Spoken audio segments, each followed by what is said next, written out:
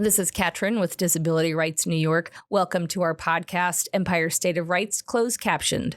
We are here to bring you information on the most relevant topics regarding disability rights and advocacy.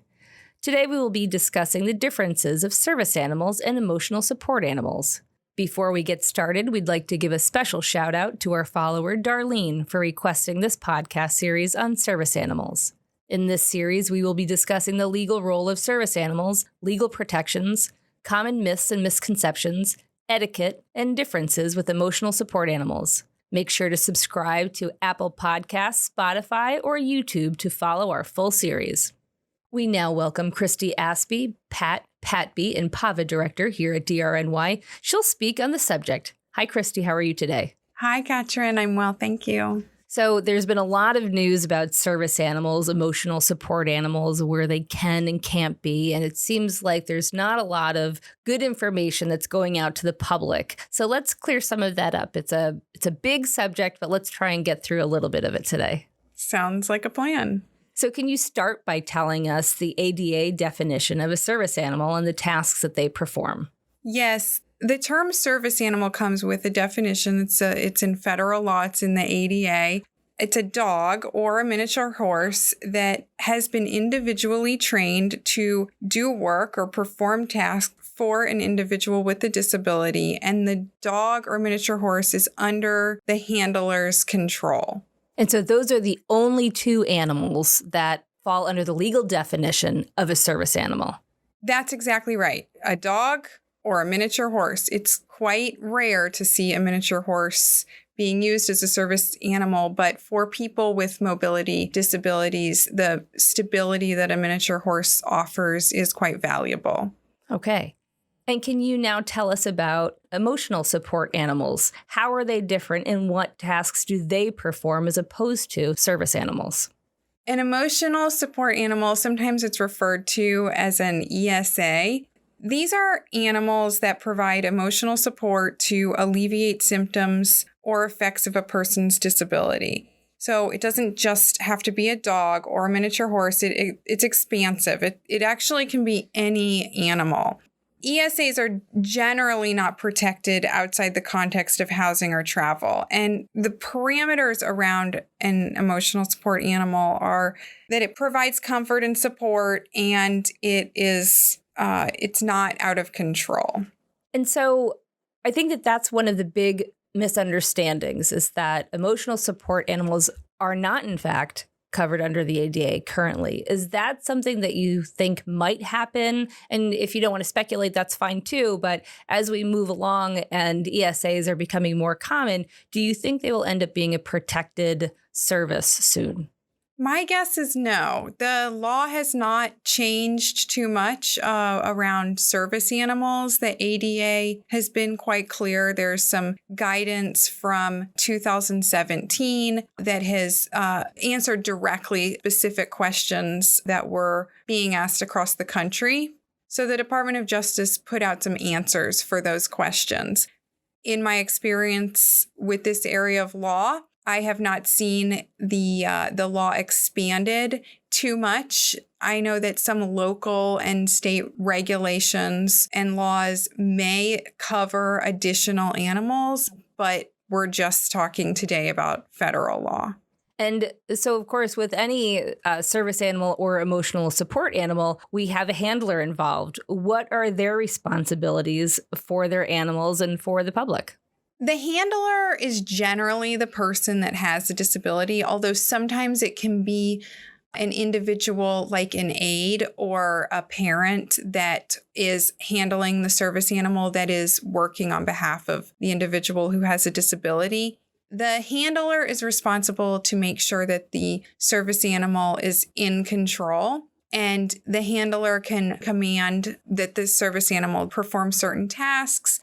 The handler is also responsible for the service animal's toileting and feeding and general care and medical treatment of the animal. And if this service animal is not under the handler's control, then the animal would fall outside the definition of a service animal.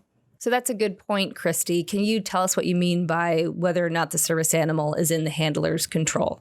Yes, part of the definition of a service animal is that the dog or the miniature horse is under the handler's control. That means that the dog will not cause a nuisance, it is housebroken, and it is not jumping or growling or barking or sniffing around on the floor in an aggressive type of way, or it's not jumping up on people's laps. So when you're considering whether an animal is a service animal, for example, as a business owner, they may look to see the disposition of the animal itself. If the dog is causing some problems, then that business may have second thoughts about whether or not that dog is a service animal. And so that would bring me to another question. We had a couple of articles, I think it was 2 years ago, when the woman who was bringing her service animal into the Stonewall bar in New York City was not allowed to bring the dog in. And the question came up as to whether or not the business owner can, in fact, ask what the dog was needed for. Can you talk a little bit about that? So a business owner can ask 2 questions: whether the animal is a service animal and what tasks it performs. Inherently in that second question, the individual who is receiving supports from the service animal has to explain what their disability is, essentially because of the tasks that they have to explain the dog performs. The business owner cannot ask, what disability do you have? But in some cases, disclosure happens.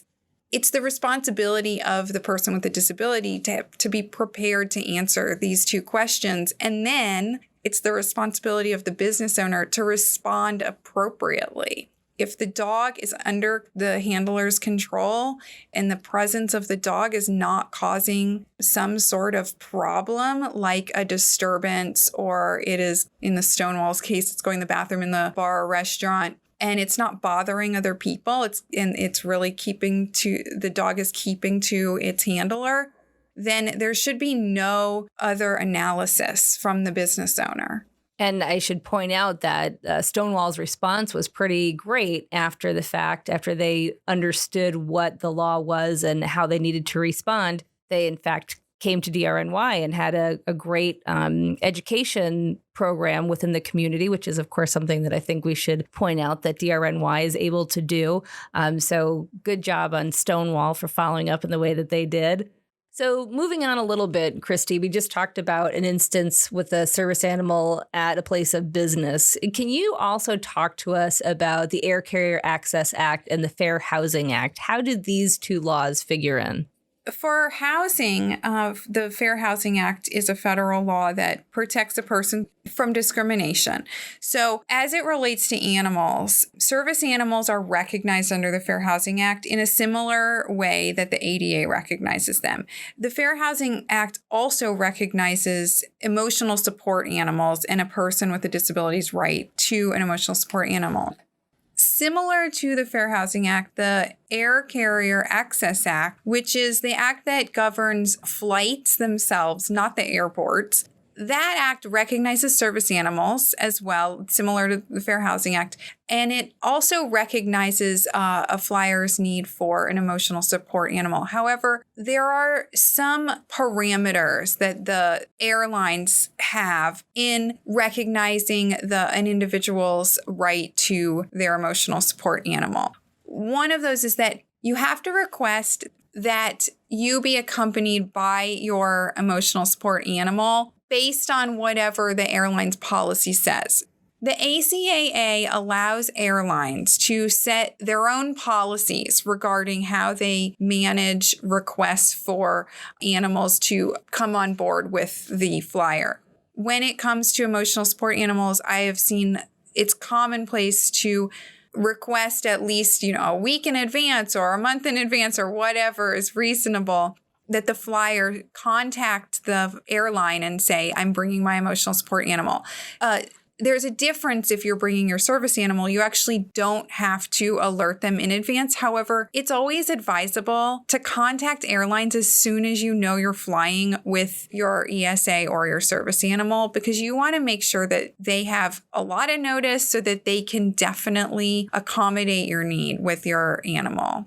And that's a good point. I think bringing the information forward as early as possible is going to make a smoother transition, especially if you're flying. And I think people often confuse the service animal and emotional support animals specifically on planes. And why is it important for the public to understand these differences, especially now, given the volume of people who are traveling and probably they're going to see them on the plane when they're flying? Listen, the ADA is coming up on its 30th anniversary. Disability discrimination is still a problem.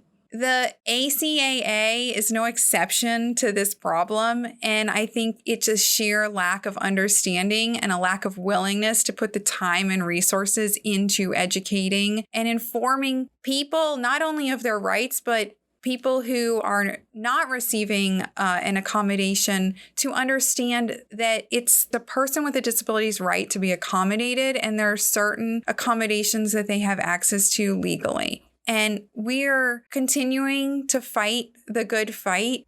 And what DRNY finds to be the most valuable way to fight this fight and is to provide education just like these podcasts. So if you're listening here, and you can educate your neighbor or your friend or a family member about a flyer's right to their animal in a way that will be well received, then I encourage you to do it, because word of mouth is what is so important and crucial to ensure that people with disabilities do not continue to face serious issues of discrimination.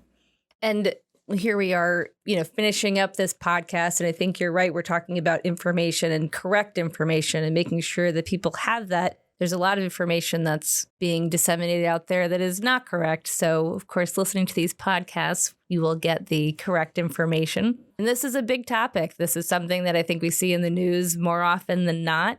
And we're going to have another couple of podcasts on this subject. So, Christy, I thank you so much for coming in and talking to us about this part of our service animal series. Is there anything else you'd like to add before we close out today? No, thanks everyone for listening. Empire State of Rights Closed Captioned has been brought to you by Disability Rights New York, your source for disability rights and advocacy. If you enjoyed our program, make sure to subscribe, like, and share this post. If there is a subject you would like us to discuss, please email podcast@drny.org or comment below. Tune in next Wednesday, where we'll bring you more information on disability rights in the state of New York. The closed caption version of this podcast is available on our YouTube channel. To listen to more Empire State of Rights closed captioned, follow us on Apple Podcasts and Spotify.